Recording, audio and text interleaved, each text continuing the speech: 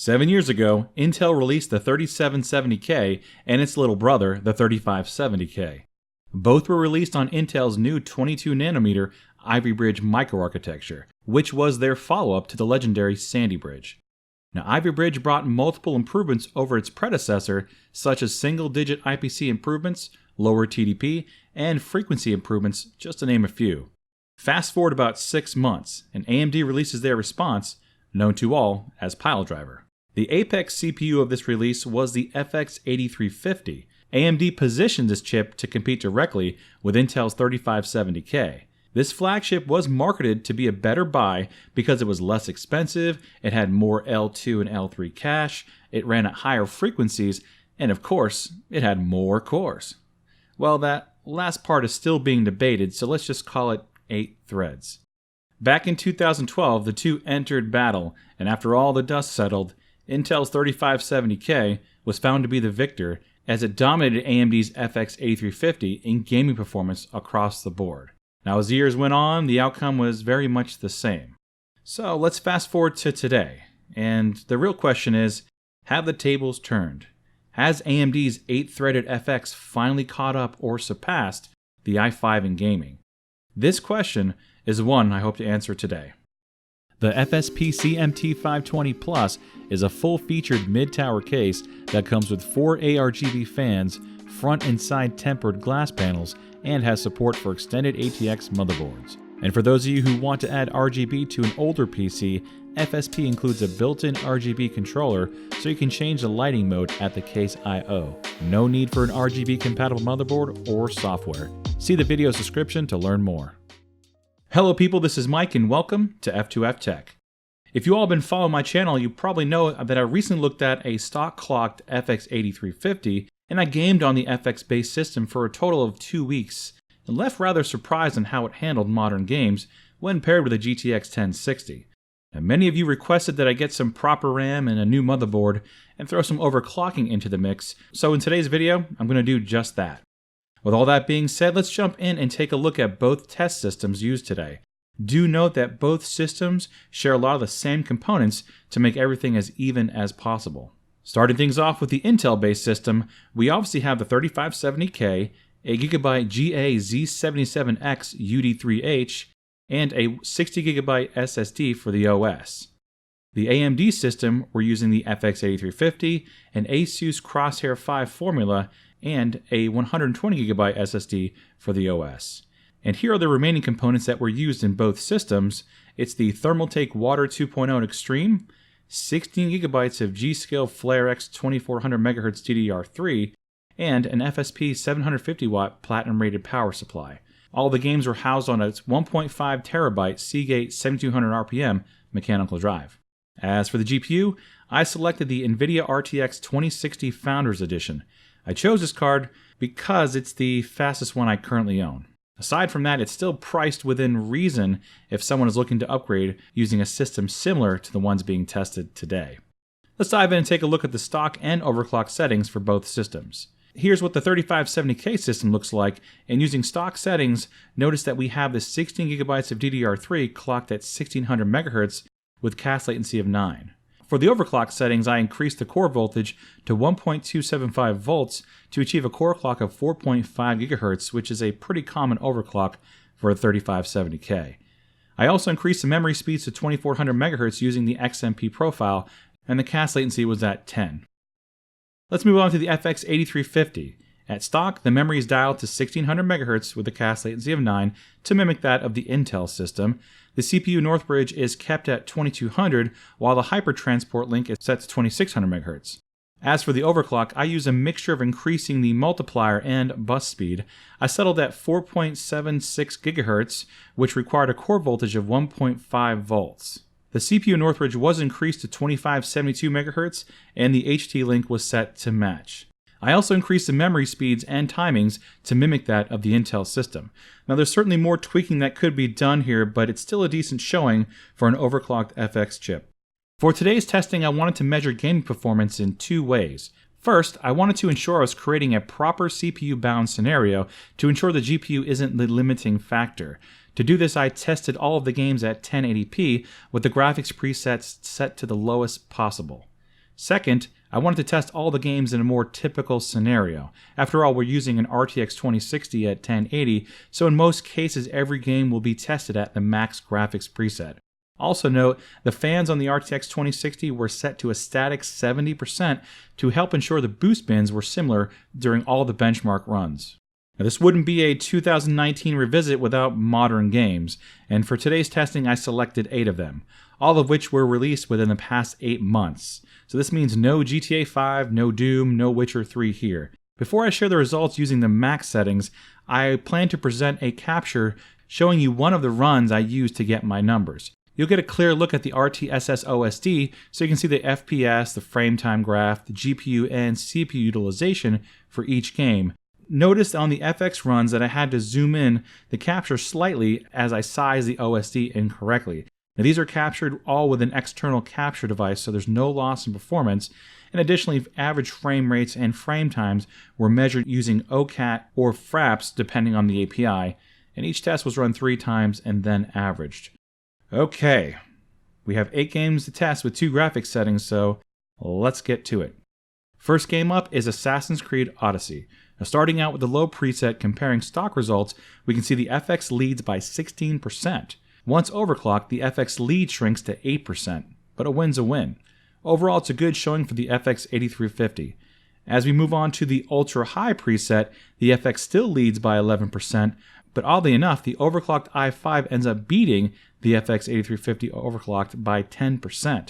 Now the 8350 doesn't perform much better than stock in the beginning of the benchmark, but it kind of picks up towards the middle and the end. Frame times are slightly worse when overclocked as well. Now I did test this many times over a number of days and made multiple adjustments to my overclock settings. Unfortunately, results were the same, and they exhibited the same behavior. Looking at the frame times of just the overclock results, we can see the i5 did offer a smoother overall experience.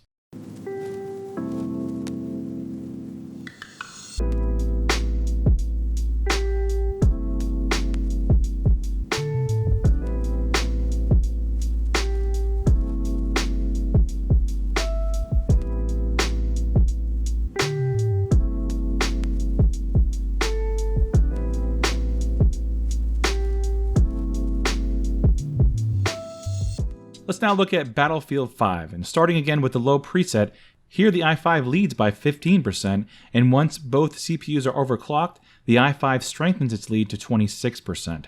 Moving over to the ultra preset results, we can see the stock clocked i5 is 18% faster than the FX, and once overclocked, the i5 lead shrinks to 7%. Now, frame times are decent on both CPUs, but the i5 is slightly tighter. Also keep in mind that frame latency will be a bit worse when playing in multiplayer with either CPU, so definitely expect some stutter while in-game.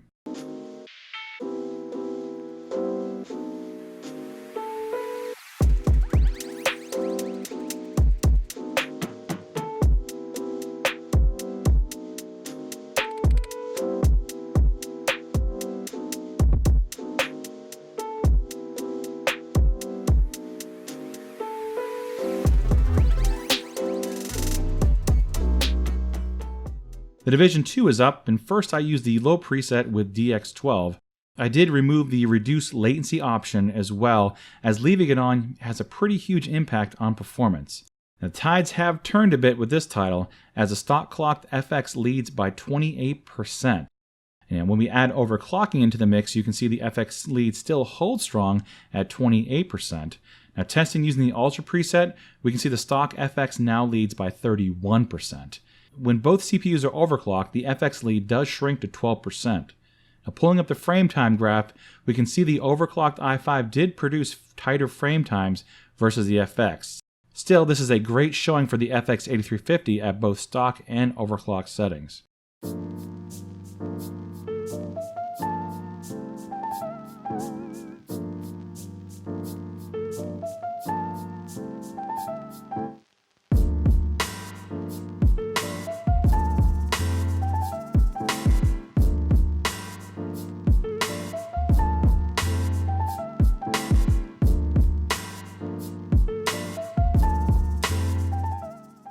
The next game up is F1 2018. Now, using the ultra low preset with TAA and 16xAF, we can see the stock i5 leads by 23% over the FX. After overclocking both chips, the Intel's lead climbs another 7%, giving the i5 a 30% lead over the overclocked FX. It's pretty nuts to see a 41% increase in performance comparing the stock i5 to the overclocked one. Now looking at performance using the Ultra preset, we can see the i5's lead does shrink by quite a bit as we're becoming a bit GPU limited. Stock versus stock, the i5 leads the FX by 12%. Overclocking into the mix, the lead shrinks to only 5%. Now frame times have their share of spikes on both CPUs, but frame times are a bit better with the overclocked FX 8350.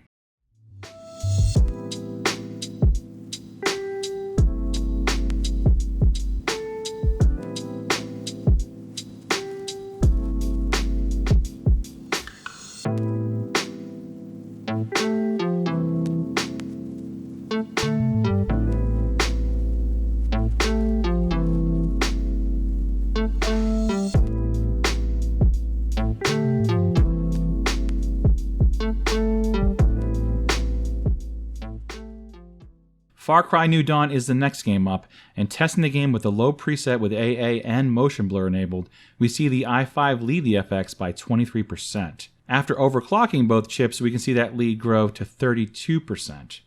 Enabling the Ultra preset, we can see the stock i5 leads by 22% and retains its lead after overclocking, beating out the FX by 32%. This game is very CPU demanding, and the 3570K's IPC advantage really does shine here. Looking at the frame time graph, we can see that both overclocked chips produce very solid frame times in the built-in benchmark.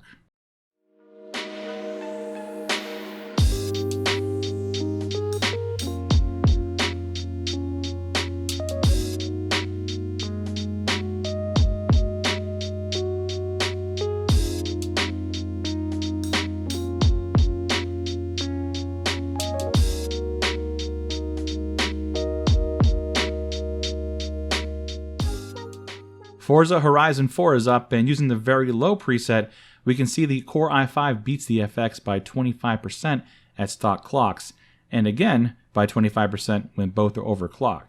As we ramp up the settings to Ultra, we can see the GPU is becoming the limiting factor here. At stock clock speeds, the i5 now only leads by 14%. When both CPUs are overclocked, it drops even further to 10%. The frame times are similar, but we see more spikes with the overclocked FX CPU.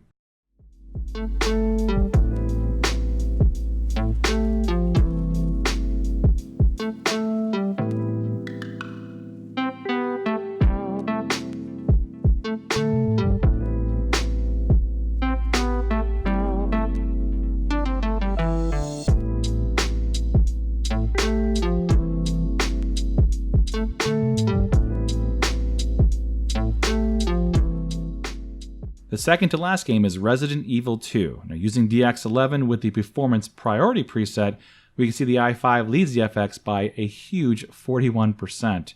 This lead grows even further when both CPUs are overclocked to the tune of 52%. Now, moving the dials up to the max preset with FXAA and TAA, we can see the stock i5 leads by 27%, and after overclocking, it still leads by 28%. Looking at the frame time graph, we can see a fair share of stutter in the same areas for both CPUs, but overall, frame times did look tighter with the overclocked i5.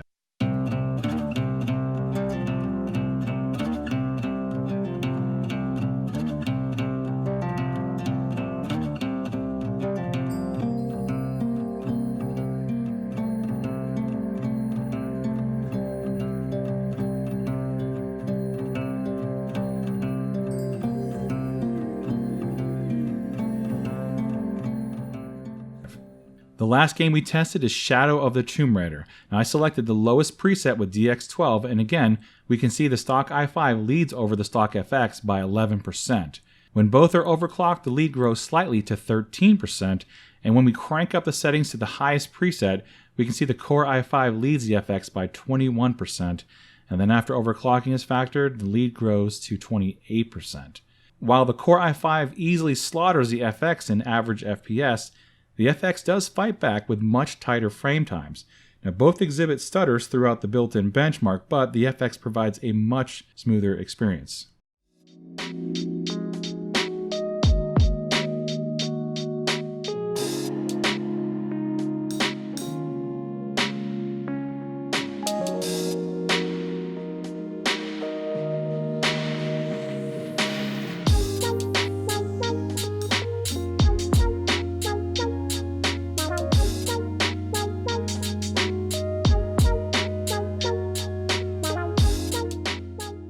Now you're probably wondering where Apex Legends is, and I didn't benchmark it for this comparison, but I did do some screen grabs of all of the CPUs that were tested with the RTX 2060 at 70% fan speed.